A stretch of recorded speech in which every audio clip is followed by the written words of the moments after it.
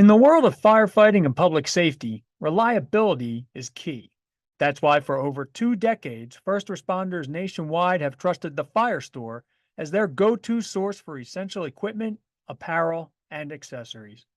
From top-of-the-line firefighting gear like helmets, boots, and thermal imaging cameras, the Fire Store has it all, tailored to the specific needs of our heroes on the front lines. But they don't stop there. Their extensive selection also includes EMS supplies, safety apparel like flame-resistant clothing and high-visibility gear, as well as a wide array of tools from hand tools to vehicle extrication tools, supporting public safety professionals in their duties. Partnered with industry leaders, the Fire Store's commitment to quality and excellence is unmatched because when it comes to protecting communities, there's no room for compromise. Join the thousands of first responders who rely on the Fire Store. Visit thefirestore.com online or in-store today. The Fire Store, your reliable partner for fire and public safety equipment.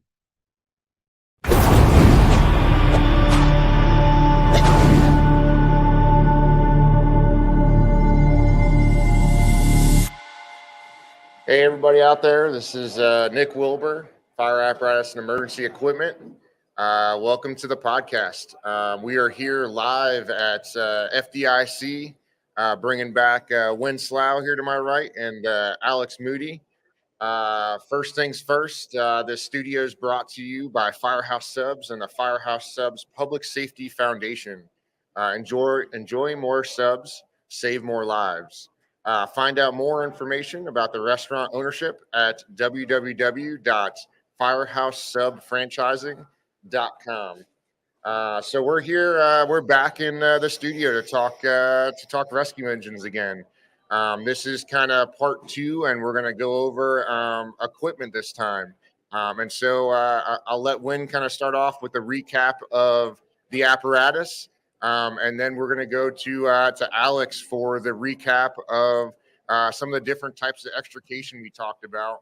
And honestly, this one we're gonna go a little bit more in the live aspect, and we're just gonna dive in and just start talking it. So, Win, if you want to take it away with talking about the apparatus. Yeah. So last time we discussed identifying the function of the apparatus right off the bat, whether we want it to be primarily rescue or primarily engine company focused, and that's going to dictate how we design this combination unit and what we outfit it for based on the function that we designed, right? So we talked about if it's an engine rescue, our primary function and our priority on designing is going to be engine company focused. So more hose, more water supply type apparatus versus the rescue stuff. And then if we decided, hey, we need this to be a rescue with engine capabilities, then we're going to lose some of that engine company capability off of there and move more into the apparatus or the rescue tool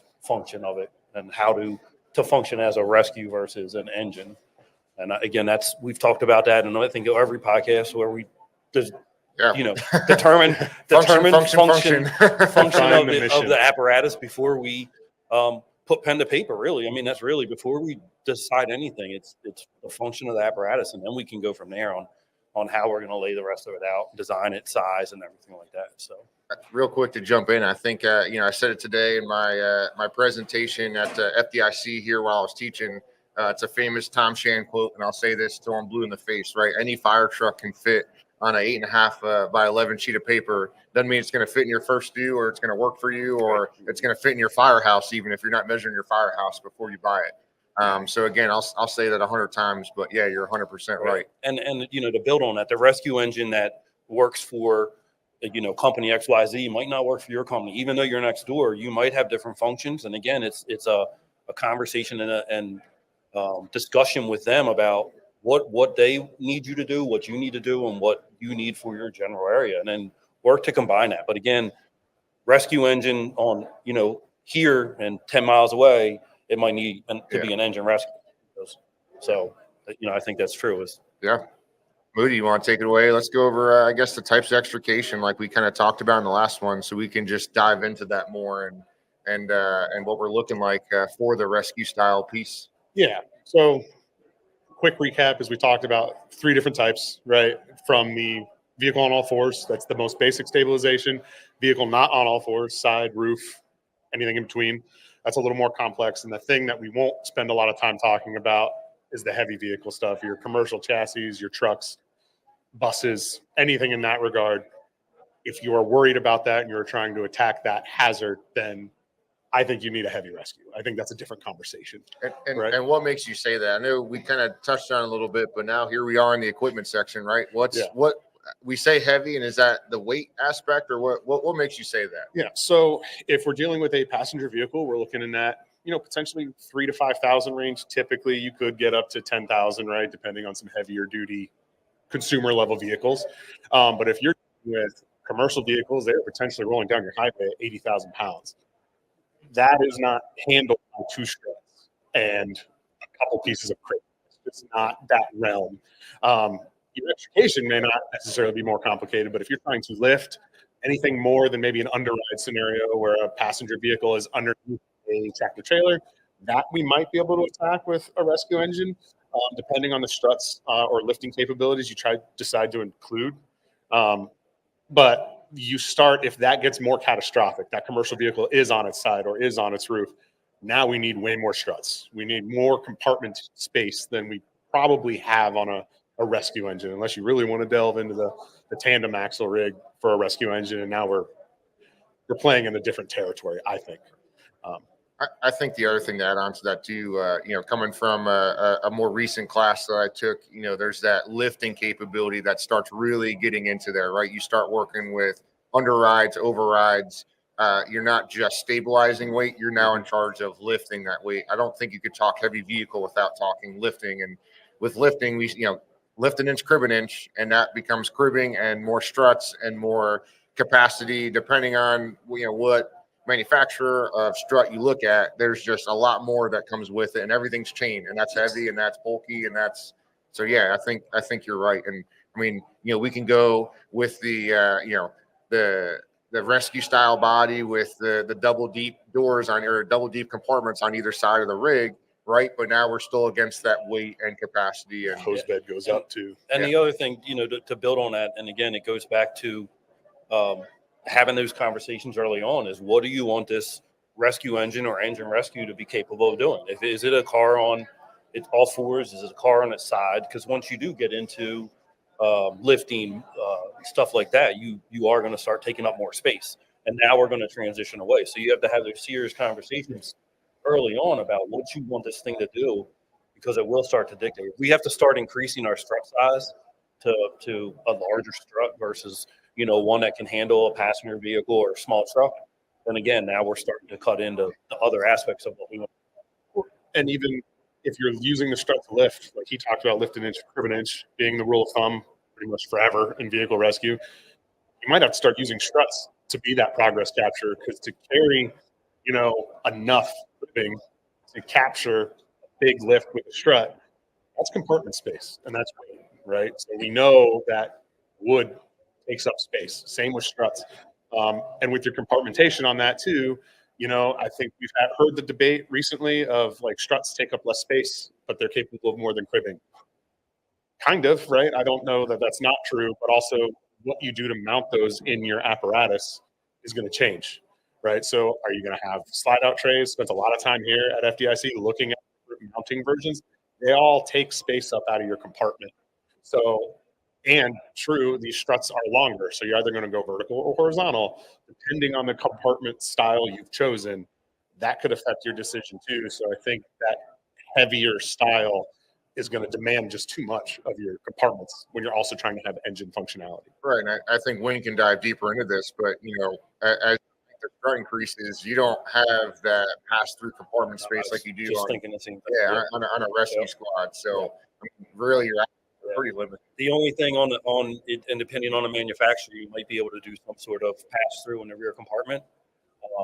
Down low, depending after the tank, depending on how big a tank you have and what is left over the axle, where you can do that pass through.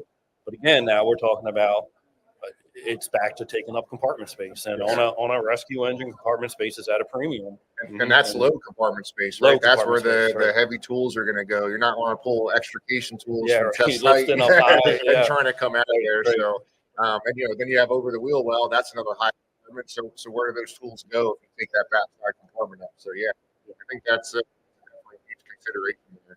All right, so yeah, that's heavy vehicle. I think we kind of there might be a capacity there, but your engine capability is going to be pretty much gone at that point. And I should add, there is a way to plan for being useful on a heavy vehicle. You may not be able to solve that problem, but what you could do, and I've talked to some people recently about this, what you could do is stop the crush. Like that's the principle progress capture. So if you are in an underride scenario and it's very heavy and it is crushing a vehicle with patients in it, you can plan to stop that from gravity from impacting your patients, right?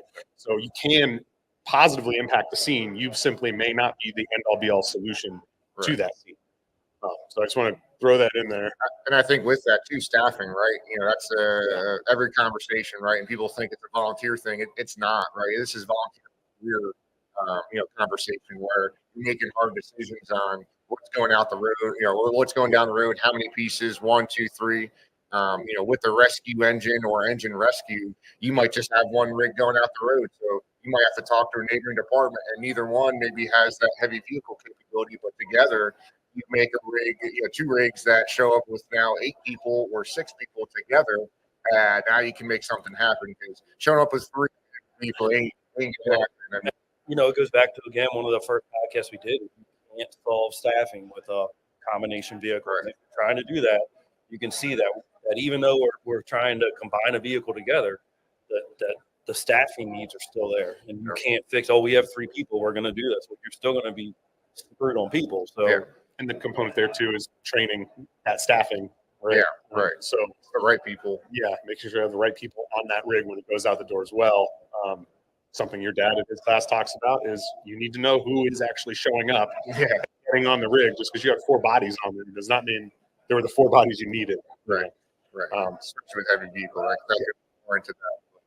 Let's take a step back, I guess, back to just the regular passenger vehicle, right? We have, a rig we're looking at, and maybe we're going to go that engine rescue route. Let's talk about what that engine capability can still be, and I guess leveraging technology too. I guess Moody hit on it first, and we'll jump in with the apparatus side of things and maybe the engine side of things. But technology now, we're not looking at a rescue engine and it being quite as heavy, like you say. Struts are kind of more compact now and can save a little bit of room, maybe the same amount of weight. But the extrication tools, right? If we're going electric, like you had mentioned in the last podcast, that's changing the entire dynamic of reels, power, generation out of the vehicle, right? With generators, we're kind of relieving a lot of that weight and maybe compartment space. Do you think that opens up an opportunity for an engine rescue to be, Yeah, absolutely. I mean, I think that if door popping, I think that is easily accomplished, right? But we also talked in the last podcast, would you qualify that as a engine rescue or rescue engine at all? Right. Or is that just an engine that has a spreader on it? Right. But the battery power tools, and I got plenty of playtime here this week to go touch all of them. There are options out there. You can make them suit your needs to whatever you want. And there's different weights, different styles, different batteries. And something we've looked at too is with an FDIC 1900, you do have to account for that battery charging aspect that's coming out. So that is something you need to look into and pay attention to what your manufacturer is doing to account for that. But those tools are excellent in terms of less compartment space. I don't need hose reels. I don't need a pump, and I think the trust is there too, right? Like, I think that's a big one that people, and if you don't trust it, which I do understand, if you're coming from a department that still only has hydraulic tools with hoses, you need to call some different manufacturers and get out there and test and evaluate these things and weigh them. Let your members put them up on their shoulders. Let your members cut things. See how fast or slow they cut things. How do they cut things? Like, do you like the way that feels when you use it? Do you get tired? Does the battery last long enough for you to feel comfortable carrying a certain amount of batteries? And I think, at home, my volunteer fire company, we basically are in the process of this change that we're talking about, right? We're going from a rescue engine to an engine rescue because of the change and the modification of tools, I guess, whatever. Tools. I can't think of the words. It doesn't matter. But because we have to have FDIC. because we don't have to have the generators and all this stuff now, we're gonna take almost the same complement on a rescue engine and transform to an engine rescue, but still carry almost the same stuff. Yeah. The same stuff goes in. We're gonna lose our airbag, but if you look at technology and the way to change, there are different ways to lift now, right? And even some of it goes back to just the whole bottle jack. Right? A bottle jack that's this big takes up a whole lot less space and an airbag and the control and all that stuff. So again, some of it's technology, some of it's different ways to even revert back to older things. But those technological changes are allowing us to downsize our rescue and again increase capabilities, which is really what we need where I live at this point. I think with those struts, right? You talk about lifting inch, cribbing inch. Everyone goes back to cribbing and airbags in that conversation. The need for multiple airbags, need for the regulator, extra cylinders now for air, all the cribbing to kind of back that up. You take now 2 struts, one capable of lifting and one capable of capturing. You've done that in just this much tighter, easier, compact package. You've now done that, right? And maybe on that engine rescue, you can't lift it 7 different ways. And we play this game at work where, especially when I first got assigned to the rescue squad, they'd be like, all right, lift that up. Okay, cool. Go get a tool and lift it up. Be like, all right, lift it up again, but that one doesn't work. All right, lift it up again. That one doesn't work. And you just go down the options. But that's because we're on a heavy rescue vehicle. That's our job. We should have 100 different ways to do it. But on that engine rescue, you need one, right? And again, that's where staffing and mutual aid comes in. If that one way doesn't work, we got somebody coming on the road to help us out. So we have the option. We have the one. Let's talk about the engine part, right? The engine rescue. Let's get into the engine part here. Yep. What are some considerations here? I know, first thing's probably tank size, right? Water, hose. What are the differences here from just our regular engine company? No, he doesn't like engines out there. He doesn't like engines out there. No, so I think, tank size is the big thing, and I think it's something your dad brought up yesterday while we were walking around, is that, I think 500 gallons is the minimum. Obviously, for an engine company, that's the minimum we want anyway, right? You don't want to be at 1,000, but somewhere 750. But again, the discussion that you have to have is how long, and again, what am I expecting this thing to do? If I'm building a rescue engine, maybe 500 is where I want to be. But if I'm building that engine rescue where again, that primary function is engine, then I might want to have a little bit more water, maybe work around that to some extent. Again, your area is going to dictate that, right? If you're rural, we cover 90 plus square miles in where I volunteer. At work, if we were going to build a rescue engine, it would be completely different. Right. Where you have 10 fire trucks. We're not building one of those. No, well, yes. That's a bad rumor, yeah. But you could be at 500 gallons and be perfectly fine because you have everybody else right up behind you. Again, you have to look at how long will whatever target flow that I pick, how long is that going to last, and how soon can I get that next engine, right? Water's time, really. I think we've kind of talked about it before. I believe on the podcast. If not, you've been around me long enough. I've probably talked about it in other aspects. Water is definitely time, and I'm not a huge water guy. I'm definitely ladder truck riding a rescue squad type of guy, which is interesting enough in itself. But I think water is time, and it's if this is my backup engine, right? I have an engine as a primary. This is my rescue vehicle, but can serve as a backup engine, or I'm using it for ISO credit, right? I need a second pump or a third pump in my ISO credit because that's what they say we need. Well, then maybe you don't need all of that water, right? This is my backup unit. This is not my primary. I need to be able to put water on this car fire until the true engine gets there. If we pull up and this accident involves in fire, what can I do to make a difference with that right away? But if I pull up, if I'm running it first out and I pull up to that house on fire, I can at least get water in. I can maybe start a search. And if we run out of water, we run out of water. But at least I can search started, and we can maybe knock it down, make a rescue if necessary, and go from there. So a question I would have for you is, if that's the case, we're talking kind of hose lines. How many hose lines do you think they should have, right? Because your first in engine, Your next engine could be pulling a hose line off of that rig. Right. And again, I Put think one.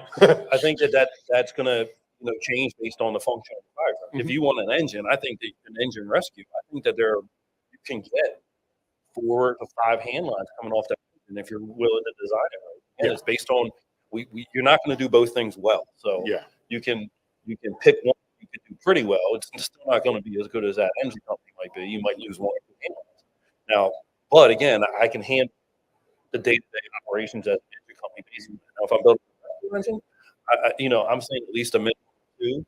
One, so I can get an initial line in and a backup line. Yeah. And then provided I have some decent outlets on the engine, everybody else, hey, bring your high-rise racks or disconnect it to your 200 foot off your engine and walk it up here. And now we can add hose lines to it, right? Or we look at doing a longer lay from the second due engine or whatever's necessary. It does talking to your neighbors too. It definitely means talking to your neighbors and having that understanding and having that layout of and them understanding really what equipment you have. So they know, hey, the rescue engine's first on the scene. They have 2 lines off it already. I need to bring one with me. But again, you're trading something off there in order to accomplish that function. So if I want full depth compartments on both sides, then my hose bed's going to get very narrow. Yes. And depending on the amount of supply line I need to carry, then that's going to dictate how much hand lines I can get off the back. And maybe I'm just dealing with cross lays. Maybe I'm running two bumper lines off the front, and that's where my two hand lines are coming from, and giving me the rest of the apparatus for that storage. Again, it goes back to that functionality of what you want it to do, and then where you're responding to as well. Yeah, I think the cross lays come back in. There's coming from College Park, the big hand lines off the rear, kind of thing. No cross lays, and you start talking rescue, it's not really an option anymore, especially that true double depth compartments on either side. That's definitely going to change things. I think also too, this goes towards the rescue engine conversation. Maybe engine rescue, and honestly, we can even dabble into just the rural engine conversation of what special service equipment we're going to carry. And, that dives deeper past just extrication, but we talk about now forcible entry equipment. We talk about that firefighting, ventilation saws, whether we're doing chainsaw or circular saw, PPV fans, right, are responsible for ventilation. Talking to Tom Shan, right, about the Navy spec that he used to be a part of there before he kind of retired recently. You got some of those units will have ladder trucks with it, and they're kind of set up like a rescue engine. They're not carrying any tools, for extrication, but the equipment they need to carry, right? They are a special service in the area. They got to carry it kind of all. What types of equipment are we looking at for that? And where are we going to fit it, and what does that look like? First question that you can talk to that's not vehicle extrication, but where we work on a strip mall, right? And a lot of places have strip malls. I don't really know too many places in America that don't have some form of that. We're going to side Charlie or side 3. We're going to the bat. That means I'm always taking a rotary with me to gain access to that side of the building. And depending, we talked about this in the last one, if in your first due, you're an engine, and your second and third dues, you're a rescue, depending on how dispatch goes, there's a lot of variability to that. You may need to have that. They might be counting on you for that access to the backside of a commercial structure. If you don't have that, who does? And maybe there is a rescue that can handle that for those types of things. And I think that's good. I think that opens up a question that we haven't really touched on. We have focused primarily on vehicle rescue. It almost seems like, and we haven't focused really on the aspects that at some point you are going to have to carry that extra stuff. And again, I hate to sound like a broken record, but it goes back to the function and what your neighboring fire companies expect for it to be. If you call it a rescue engine because you have standards in your area and you call it a rescue engine, and hey, rescue engine 21's responding, and the incident commander says, hey, rescue engine 21, I need you to take your saw to the rear and start cutting gates off. Well, we're really an engine company. So like you have cutters and spreaders. Right. Like, that's not really off with the sawzall and start trying to go to work on a bunch of fortified doors. But it is good, and we've captured been primarily focused on the vehicle aspect of things. But you're right, you have to have those saws, and you have to. But again, that's where again my current rescue engine has all those capabilities. It's set up to act as almost all 3. It's got extra ground ladders on it. It has the saws on it. It has all the extrication equipment on it. What it doesn't have is a whole lot of great hand lines or pump capability, right? It has a small pump on it, but it will function. It has 500 gallons of water. We can do it, but we have those capabilities as well. So, but again, you're into that two different types of engine rescue versus rescue. Right? Yeah, and looking at all of the different mounting options that are available, so let's take up a lot of space. Yeah, and that's the thing. On this new one, we are going to lose the capability to do that because we just, again, you got to pick and choose on it. You can't do it all. I think one of the designs that I saw that actually Prince William, where you're from, that's kind of the standard engine option. We saw those pictures that were kind of floating around. Is that the normal, I guess, engine setup with the low ladder on the on the passenger side, the officer side, right, with the standpipe racks, pretty low setup, normal looking engine, if you will. And then on the other side, it's not a rescue engine, but for that capacity to carry some of those extra tools. It has that rescue style, depth on the compartment on the driver's side. And that could be something too where you can explore just trying to keep some of those tools and things on the lower end on the firefighting side, and maybe have some of those options on the other side. And that goes back to a rescue engine too, right? Or an engine rescue, I guess, more specifically. We have that extra height and maybe extra depth to carry some saws, some fans, and some struts, but we're not necessarily diving in and taking away too much of the engine stuff. We're kind of morphing there. And I think, actually, again, you look back at technology now, right? Now there's battery operated rotary saws that are about this big. Yeah. So now we've just bought space and weight back into where, again, we can now begin to increase some of those capabilities that we might have lost at one point. More batteries to charge. It's more batteries. More batteries, But you don't have to charge them all. No, you don't.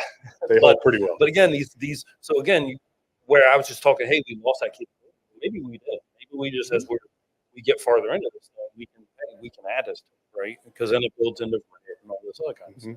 Now, is it as powerful as a big rotary gas powered saw? No, of course not. No, but can it get you through a door? Right. Can it get us started? Yeah.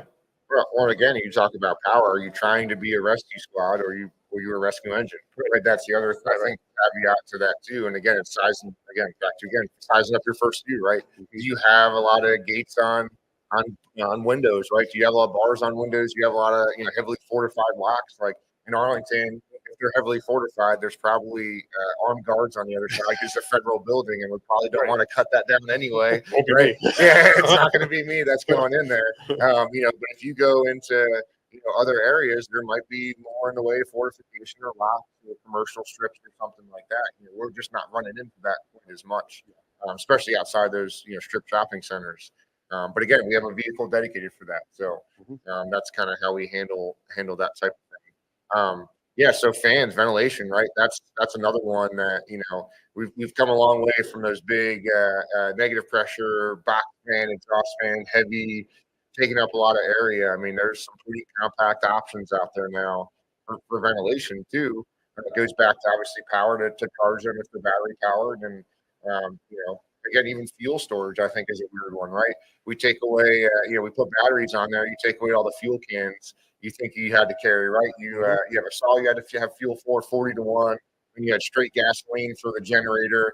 Then you had straight gasoline for the portable extrication generator, right? Then you had one saw that went in there that was 50 to 1. Now it's another fuel can, right? I mean, so just going battery, I think you open up space from that too. I mean, it's pretty crazy. So I think there's a lot of options with that. Last podcast you had mentioned too about specialty, right? Making that change to an engine rescue or rescue engine for water rescue or some sort of other specialty maybe coming into that aspect. I mean, talk more about that. Let's dive into it. Let's go. Yeah. So, I mean, that is a tough one because you're effectively adding a third mission or fourth or fifth, sometimes job to this vehicle that, not putting it down in a disparaging way, but it kind of is an identity crisis already. So now we're going to add another one that it needs to manage, right? And if you do get called as a rescue, back to kind of the vehicle thing, well, if it's somebody down an embankment, you may need rope or something. If that's how you get dispatched, and there's woods on the side of many roads in America, so you may need something that's going to allow you to do a low angle thing. I'm not talking high speed, high angle stuff, but like a low angle operation maybe in your realm. Or if you're on a highway, you need to take into account that you might be running a hazmat incident on the highway. So now you have to maybe bring those concerns in, like how much kitty litter, clay absorbent do you want to use to help clean up spills or mitigate large gasoline spills and what have you, any other fluids. But that could delve farther into a specialty conversation of, do you have hazmat capability in your area? Everywhere's kind of different in terms of response requirements for that specifically. And then water rescue, that's a complete different thing. I don't know that you want people overloading their axles with a boat, perhaps, on the roof. That's probably not a good idea all the time. Yeah, definitely want to watch for that. But again, at water rescue, as things change, we see flooding as a more. So you think of water rescue as some big, stream or creek or river that you're going through to rescue this thing. I mean, it could be anything. It could just be high water in a place one day where now you have to put your vests on and you have to throw bags and things like that. Sure. I know we carried that in College Park on the engine, and we had nothing to do with water rescue, but we had multiple events where we just had high water and we were just starting to be prone for flooding, whether it was, the drainage system not keeping up, the rain getting heavier, the buildings, there's less grass. I'm not a scientist and can go deep into any of that explanation of why, but it's happening. And well, now here we are running this call type we didn't run before. We're not a water rescue team, but who would we be not to equip our members with safety things to go out there and be able to at least start or handle or make a rescue, And that is something to pay attention to. You're starting to run into these communities personally that are building up exponentially really, really fast because of industry and incoming businesses and stuff. They're going to have to deal with that. And that could be something they're not even thinking about yet. That's a really good point. I mean, that's coming. And I think, if we to talk about spec'ing and building stuff out, is depending on what you decide to do, is you can get creative with some of this stuff, right? There's lots of void spaces in these fire trucks where you can put the off-use stuff, where you can put your water rescue stuff somewhere. If you're talking that low angle stuff, you can get it up high. But as you're looking at your blueprint or you're designing your fire truck, you need to look at those void spaces, right? If I do full depth and high side compartments on both sides, or they're at some point above, maybe 7 feet up, they're just void space that if you don't decide what to do with it, whether it's a coffin compartment, a slide-in compartment of some sort, you're going to lose that space. So look at that apparatus, look at what's available, and then work with the manufacturer to use up that that usable space. Again, factoring in the weight as you're designing it. And I think that's going to do. That's a huge one too when you're talking specifically rescue engine. Talking to some departments, talking to some people, talking to manufacturers out here at FDIC. Right, there's a lot of options for quick deliveries, stock units, things like that. Definitely an option, right? Definitely something to look at on the engine rescue side. I think that's fine. But you see some of these larger tank capacity rescue engines being kind of put out there. And that's really what I think you need to look at is weight. When we start talking about water rescue, we really haven't hit EMS at all, right? That's a huge part, carrying EMS equipment and being able, whether it's backboard or some sort of other response outside of maybe even being a paramedic capable with, ALS drugs. You have, ballistic protection now. That's an honest conversation of weight. And a lot of that stuff now is going towards that front axle, right? Yeah. People are throwing raised roofs on those types of vehicles with 1,000-gallon water tank. You're really coming in close to that front axle rating. And, ballistic protection weighs something, PFDs weigh something. Stokes basket, right, weighs something. Now the cross lays have to be up there because that's the only place the hose can go. We start adding all that stuff, and that's that closer part to that front axle. Now 2 bumper lines, right? We just keep tabbing up that front axle weight. And if we go into a stock unit, we really have to be careful because this wasn't us designing this. We're not using all those nooks and crannies like we were. And maybe they're not available now because that stock unit doesn't have it. Maybe it is. Maybe that's the perfect thing, but that's, again, goes back to that mission. The other thing, we're getting, somewhat a little bit off topic with the rescue engine, but not really. But if you're buying a stock unit, who's paying attention to the axle weights? Yeah, absolutely. And what weight was that axle based on? What equipment weight was that based on? You buy an off the shelf or a demo unit, and you don't pay attention to that. Well, in 2 years, they call you guys to come do a fleet evaluation, and you're like, hey, this thing's way overweight, and you guys can't use it anymore. And that's so it is good to talk about that. To say, hey, we're getting ready to buy this demo unit, but you need to think all the way through it and talk with your vendor about what you really want to carry on. Make sure you have those weights, because again, that's going to fall back on you. That's not the vendor at that point. And if you're not doing the stock thing, you need to make all those decisions ahead of time so they build it, hold it. Right. Like you don't want to. You certainly want to be on the other end of that conversation where you picked all of these things that you want to be capable of, and now you can't hold it.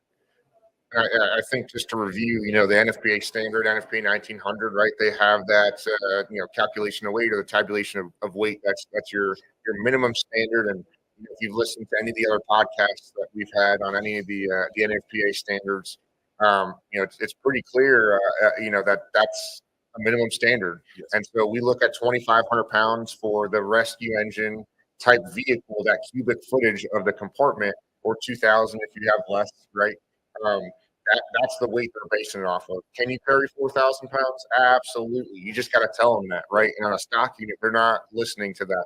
Could there be 4,000 pounds available? Sure, if the stock unit was built and that's just the axling, the way it worked out. But that's something that you got to ask. You got to know to ask. And then, go ahead. Sorry. Well, again, too, going on the weight thing is depending on the manufacturer, the weight of what you plan to carry in the compartments could change.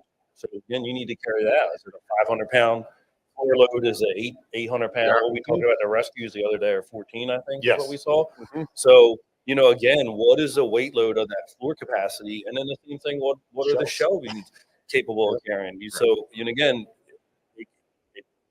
you can run into trouble if you don't really, especially building a rescue engine. And side to side too. Yep. Right. There was a presentation today too of someone last name Wilbur. That wasn't me. He talked about where as well, where that weight's going to be put, right? Forward of the axle or back. We talked about there being all that space behind the rear set of tandems there. Well, that's great, but if you put all your weight back there, you're offloading the front. You're going to go overweight and underweight on the front very quickly.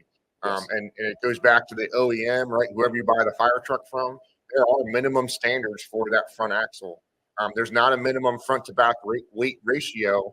But if you're outside of that 80-20 and you have less than 20% weight on the front, no OEM out there is going to say, yeah, we're okay with that, right? When you're starting to make the left-hand turn and it's a little snowy outside and she ain't turning left, that's a problem, right? Yes. And so not just what you're putting, the capacity of the compartment, the capacity of the axle. And we talk about capacity of the axle. It's the axle, the springs, the suspension, the tires, right? The rims. All that stuff. So you can get your tires changed. They put a different tire on there. That could actually change everything too. Right? So we have to look at all that stuff, right? The braking capacity. We get into these F550s and smaller vehicles. It's not the axles that limits it. It's the gross vehicle weight rating. It's limited by the brakes. So looking deeply into that, the compartment, and now we're looking at where it's at, right? The balance of it all. And it just goes back to NFPA 1900 and 1910 now, where you're weighing your apparatus when you get it, before you pay for it, way before you pay, and then weighing it annually, because everything changes, right? We just saw all great stuff out here on the floor at FDIC of just all the new stuff that's coming out, all the different technologies. Well, that's going to change how you outfit your vehicle. You go out here and spend a couple $1,000, come back to the firehouse, change a whole bunch of stuff out. That just changed your vehicle, right? And that could be good or bad, right? Lessen it up and make it easier, or you just shifted weight and now it's not good. And I'd give credit to all those manufacturers. Everywhere that I was putting hands on things and picking up pamphlets, they all had weights. Yeah. Every single tool. It's there. It told me what weight it was. It's not a secret. They want you to weigh it. They want you to know that information. So I think just compartment space wise too, defining that, the function, again, we're going to hit it one more time. When you look at the equipment you put on the bay floor, you brought it up last time, right? Chalking out those lines of what that compartment looks like. Wynn brought up bringing out and spending a couple $100 on wood and just building the compartment out. Mm-hmm. Maybe start with the bigger ones and working smaller so you don't have to buy quite as much wood. But making sure those compartments are kind of laid out there. We'll set those compartments out. Well, now guess what? We can figure out what we're going to carry, and we can see if it's going to be an engine rescue or rescue engine. we talked about the coffin compartments being useful, but if we're carrying hard sleeves because we're in a rural area, there goes your, if that's where you're going to store them, there goes your coffin compartments, right? Sure. It's that maybe you put them on the roof now, right? Instead, but now that's the raised roof is gone, and that's that space. Again, we just talking about what I'm doing at home is we took that full depth on one side. We were still able to put a hard tube up there, but because that full depth pushed over and you lose basically what will be your hose bed, that opened up space above us to either do a full depth or some depth of a slide in, where we could put a longer piece of cribbing or struts, or we ended up not closing that off on the back and then doing coffin compartments up on the top. So again, that space is there sometimes. It's just you need to do your research and look around. What's available? What can I do to maximize the space on this engine, depending on the body size I have, right? Can we put, like College Park did, can we put hard tubes on the roof of the cab? Right.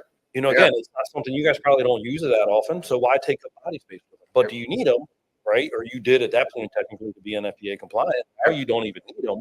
But say you do need them, that's not a bad spot to put them. Now, again, your length of tube is going to shorten based on that, right? You might not be able to have a 14-foot tube.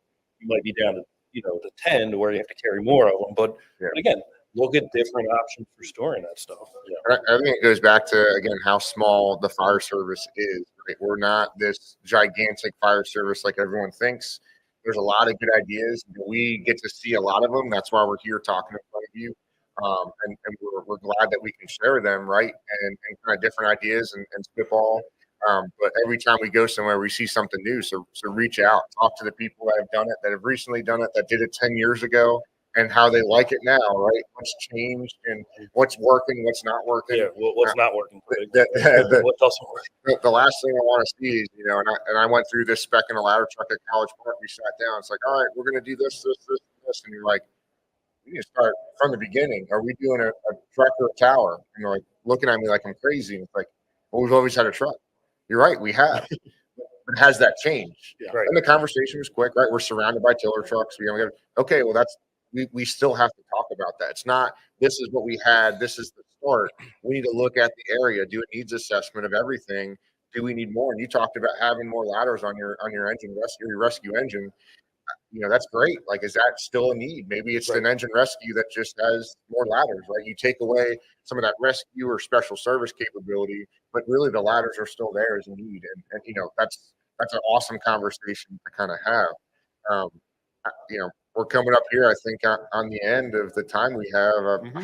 Let's just go over last parting thoughts. I think, Moody, you want to start us off and take us home?